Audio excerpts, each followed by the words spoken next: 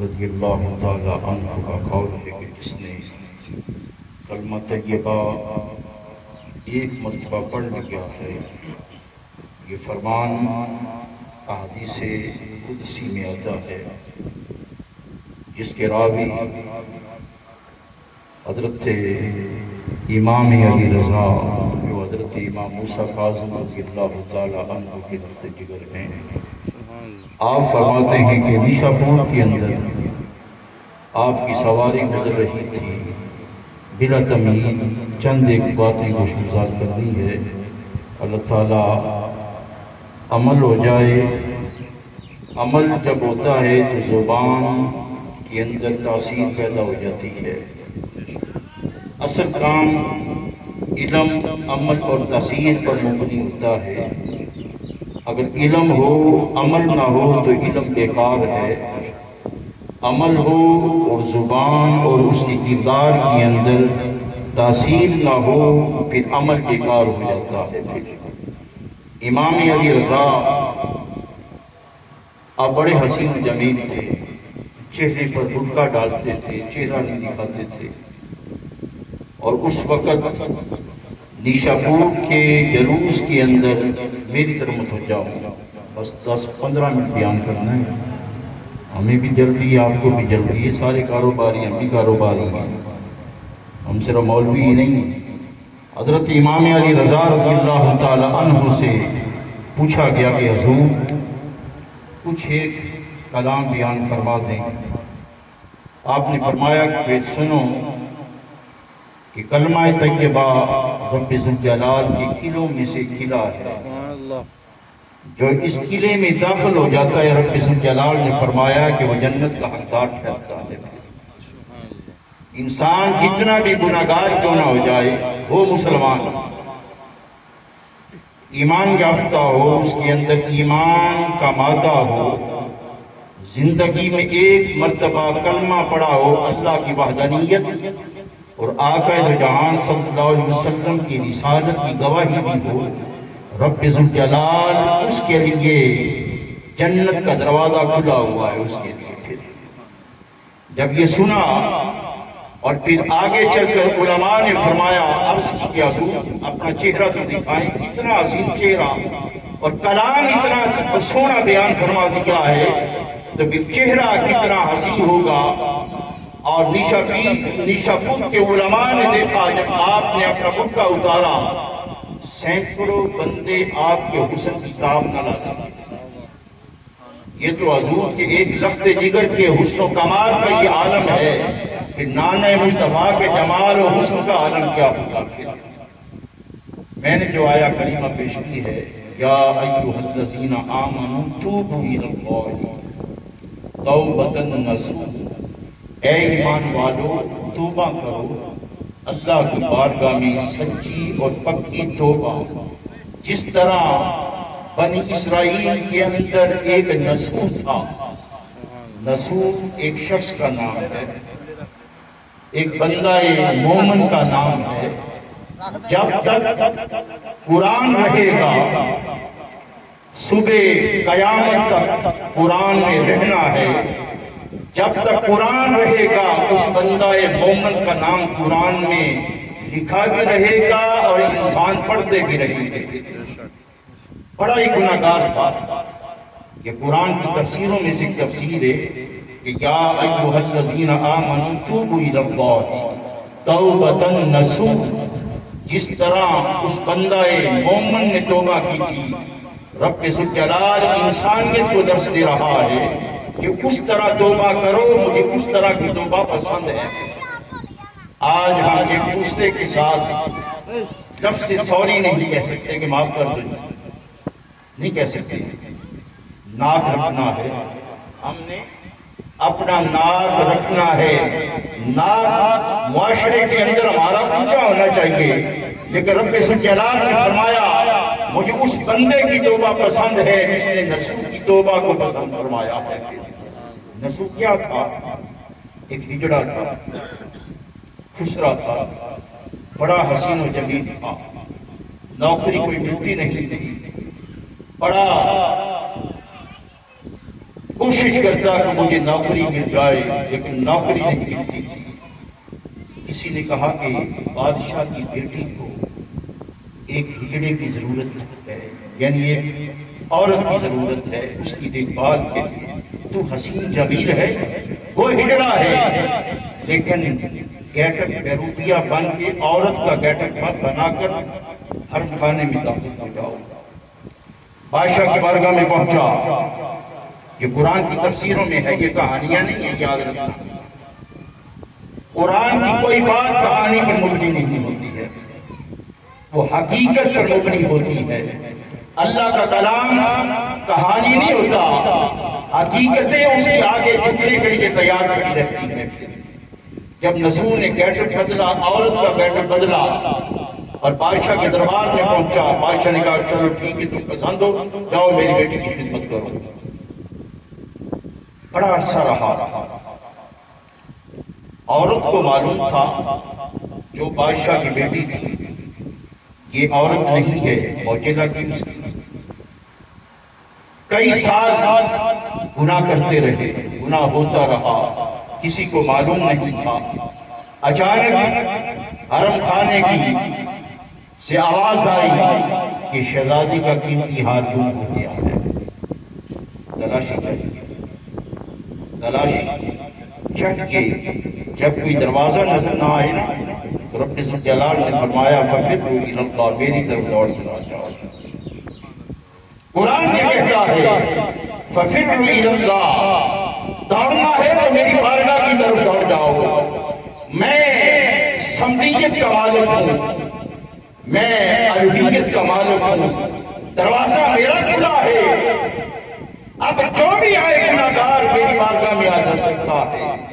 میں ستار ہوں، میں گناہوں پر پردہ رکھنے والا ہوں۔ اللہ ستار ہے، اللہ ستار ہے۔ آج کوئی دیکھ لے کہ فلاں بندے نے گناہ کیا ہے، اس کی جڑ تک پہنچنے کی کوشش کرتا ہے، اس کو اس کے گناہ کو عیاں کر دیتا ہے، معاشرے کے اندر اس کو ننگا کرنے کے لیے تیار ہو جاتا ہے۔ ایک رب ہے جو خالق و مالک ہے، جس کو معلوم ہے کہ اس نے گناہ کیا ہے، پھر بھی اپنی بخشش و عنایت کے دروازوں کو کھول کر رکھا ہوا ہے۔ آئے تو صحیح، یہ بخشش کا تقاضا اسی کے لیے پورا ہوتا ہے نا جو گناہگار ہو، جو گناہگار ہو۔ اپنے آپ کو فرشتہ نہ ٹھہراؤ۔ ہر لمحہ میرے آقا دو جہاں صلی اللہ علیہ وسلم نے فرمایا کہ میں روزانہ 100 مرتبہ استغفار پڑھتا ہوں۔ کیا آپ گناہگار تھے؟ استغفر اللہ ریاض اللہ تقدم من ذنبک۔ قرآن یہ کہتا ہے میرے مصطفیٰ کی قدموں کے تصدق گناہگاروں کو بخشش کے سرٹیفکیٹ ملتے ہیں۔ لیکن یہاں آمینہ کا طفل یتیم یہ فرماتا ہے، بابا زہرا یہ فرما رہے ہیں میں روزانہ نبی ہو کر 100 مرتبہ استغفار پڑھتا ہوں، تم امتی ہو کر ایک مرتبہ اللہ کی بارگاہ میں جھکنے کے لیے تیار نہیں ہوتے۔ وہ دوڑا، اس کی لائن لگ گئی، تلاشی ہو رہی ہے، اندر سے اللہ کے ساتھ گفتگو جاری ہو گئی۔ اللہ معاف فرما دے، وہ گناہگار ہو، تجھے معلوم ہے، مجھے معلوم ہے، یا شہزادی کو معلوم ہے کہ میں کیا ہوں، میری حقیقت کیا ہے۔ ان لوگوں کو معلوم نہیں ہے۔ آج پتہ رکھ لے، کبھی گناہ کی طرف پلٹوں گا بھی نہیں میں۔ حضرت فاروق اعظم فرماتے ہیں کہ توبہ اس طرح کرو جس طرح بھینس کا دودھ تھن سے نکلتا ہے واپس نہیں آ سکتا ہے، توبہ اس طرح ہونی چاہیے۔ پھر آج کیا ہے، قدم قدم پر توبہ ٹوٹتی جا رہی ہے۔ گناہ اس امید پر نہ کرو کہ اللہ معاف کر دے گا، اللہ ٹنگ کے رکھ دے گا۔ توبہ اس امید پر کرو کہ اللہ کی بخشش کا دروازہ کھلا ہوا ہے۔ ہم گناہ اس امید پر کرتے کوئی نہیں اللہ معاف کر دے گا جی، کیڑا ویندا پیا، کوئی دروازے تے کھڑا ہے بندہ سانو کیڑا ویندا پیا، پتہ لگ گیا کوپ پہ جائے گا۔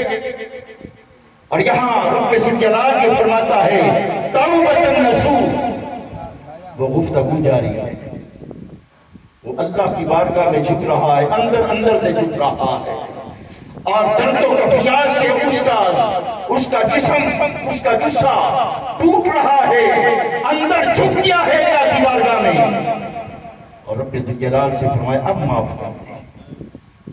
10-20 سال زنا کی دنیا میں رہا، لوگ اس کو ہلکا محسوس کرتے ہیں، لوگ اس کو ہلکا محسوس کرتے ہیں۔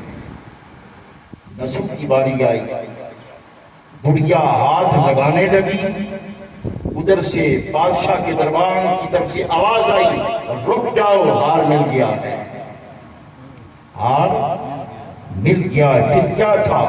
اس نے اپنے گریبان کو پھاڑا، پھر اللہ کی بارگاہ کی طرف دوڑنا شروع کر دیا، جنگل کی طرف۔ فَفِرُّوا إِلَى اللَّهِ، دربان دوڑے جا رہے تھے پیچھے، رک جا، تمہیں کیا ہو گیا ہے؟ شہزادی کا ہار تو مل گیا ہے۔ کہا اب پتہ چلا ہے اللہ کی بارگاہ کیا ہے، اللہ کی بارگاہ کیا ہے۔ جھکنا سیکھو، جھکنا سیکھو۔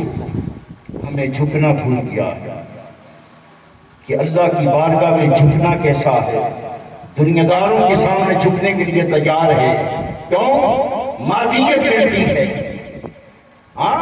مادہ دنیا میسر آتی ہے، پیسہ میسر آتا ہے، کچھ دے گا، میں اس کی خدمت کروں۔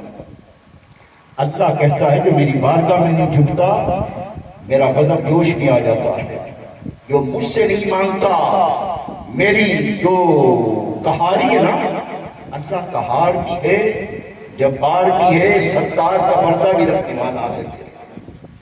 وہ یہ کہتا ہے میری مخلوق میرے سامنے جھکے۔ آج جو اللہ کی بارگاہ میں جھک جاتا ہے، کائنات اس کے سامنے ٹھوٹا گدائی لے کر آ جاتی ہے۔ دوڑتے ہیں نا، بغداد کی شہرہ میں کھڑے ہیں، گاڑیاں گزر رہی ہیں، گاڑیوں سے کیا تھے؟ کچر، گھوڑے، گدھے، اس طرح کی گاڑیاں، اونٹ گزر رہے تھے۔ یہ گاڑیاں تھی زمانے کی۔ آپ چوک کے درمیان میں بیٹھے تھے، لوگوں نے کہا تم کیسے بیٹھے ہیں؟ آپ فرماتے ہیں کہ میں لوگوں کو دیکھ رہا، افراتفری۔ اللہ مان رہا ہے، لوگ مانتے نہیں ہیں۔ آج اللہ مانتا ہے، ہم نہیں مان رہے۔ کچھ دنوں کے بعد انہی لوگوں نے دیکھا حضرت بہلول دانا علیہ رحمت بیٹھے ہیں قبرستان کے اندر۔ لوگوں نے عرض کی حضور قبرستان میں کیسے بیٹھے ہیں؟ کہا آج لوگ مانتے ہیں، اللہ مان نہیں رہا ہے۔ جب تک جسم کے اندر روح کا تصور ہے، جب تک جسم کے اندر روح کا تصور ہے، تیری بلے بلے ہے۔ لوگ تجھ کو دیکھ کر رش کر رہے ہیں، اور عرش عرش کی پکاریں سربلند ہو رہی ہے۔ جب تیری روح جسم سے جدا ہو جائے گی، دیکھنے والا کوئی نہیں ہوگا، یہ دیکھنے والا کوئی نہیں ہوگا۔ حضرت نظام الاولیاء علیہ رحمت کا جب انتقال ہوا دلی کے اندر، پاک کا مجموعہ ہے، درمیان میں آپ کی میت جا رہی ہے۔ حضرت رکن عالم علیہ رحمت ملتان شریف کے حضرت باؤد زکریا ملتانی کے جو پوتے ہیں، انہوں نے جنازہ پڑھایا۔ جب پہنچے، جنازہ دلی کی چوک سے گزر رہا تھا، اور دلی کی چوک کے اندر چاندنی چوک تھا، آج بھی وہ چوک موجود ہے۔ تو وہاں ایک کنجری ناچ رہی تھی، رقص کر رہی تھی، اور اس کی زبان سے یہ کلمہ جاری نکل رہا تھا جس کا مفہوم ہے کہ سبھی تجھے دیکھنے کے لیے آئے ہیں، تو کس کو دیکھنے کے لیے جا رہا ہے؟ کہتے ہیں عالم نے دیکھا، دنیا والوں نے دیکھا، زمانہ برملا اپنی نگاہوں سے دیکھ رہا تھا، کفن سے ہاتھ ہٹا، ہاتھ بلند ہو گیا۔ اللہ والوں کی دنیا الگ ہے، اللہ والوں کی دنیا الگ ہے۔ حضرت سلیمان توصیفی علیہ ایک دو باتیں بس 3-4 دن کے لیے. حضرت سلیمان توصیفی آج سے 250 سال پہلے کے بزرگ ہیں. آپ نے 3 دن کھانا نہ کھایا. مریدین نے عرض کیا حضور ہم کھا رہے ہیں آپ بھوکے ہیں. آپ نے فرمایا کہ فتنوں کا دور شروع ہو چکا ہے. 250 سال قبل شاہ سلیمان توصیفی حضرت غازی عباس کے رفت جگر ہے. آپ فرما رہے ہیں کہ فتنوں کا دور ہے. حضور یہ فتنوں کا دور ہے، بچاؤ کس طرح ہے؟ آپ نے فرمایا کہ آج وہی بچے گا فتنوں کے اندر سے جس نے 2 چیزوں کو اختیار کر لیا ہے. ایک آقا جگہاں صلی اللہ علیہ وسلم کی ذات پر درود و سلام پڑھنا، دوسرا اولیاء کاملین کی صحبتوں کے فیضات سے مستفید ہونا. جس نے دنیا میں 2 چیزوں کو اپنا لیا وہ فتنوں سے بچ جاتا ہے. اور آج ہم نے اس کا ایگزامپل دیکھا ہوا ہے. فتنوں سے وہی بچتا ہے جو اولیاء کے فیضان سے مستفید ہوتا ہے اور محمد عربی کی ذات پر درود سلام کے گجرے نچھاور کرتا ہے. گھر بیٹھا رہے نہ نکلے. یہ فتنوں کا دور ایسا ہے. مولا مرتضیٰ فرماتے ہیں جب فتنہ چلا جاتا ہے تو پھنستے ہیں وہ ہاتھ ملتے ہیں کہ ہم نے کیا کر دیا ہے. جو بات میں کہہ رہا تھا نظام اولیاء کی قبر میں رکھا. حضرت رکن عالم اس قبر میں پہلے تشریف فرما گئے. بے ہوش ہو گئے. ہوش آئی دوبارہ بے ہوش ہو گئے. اس لیے کہ بخاری کی حدیث ہے کہ مصطفیٰ نے ہر قبر میں جلوہ افروز ہونا ہے. یہ کیڑا پوچھا جائے کہ اسی دکھاواں یہ پوچھا دکھاواں دے لائق ہوئی.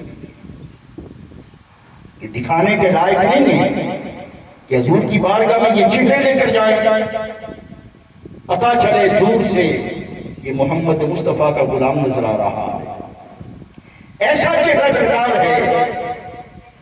زندگی ایک بار ہے، دوسری بار آنا یہ نہیں آنا ہے. کڑا کر آنا ہے کسی نے دنیا میں ایک مرتبہ، دوسری بار پتہ نہیں کی ہے. آنا ہی کوئی نہیں. یا حضرت خضر زندہ ہے یا حضرت ریاض زندہ ہے. ایسا کام کرو اللہ اور اس کے محبوب کو ہمارا کردار پسند آ جائے.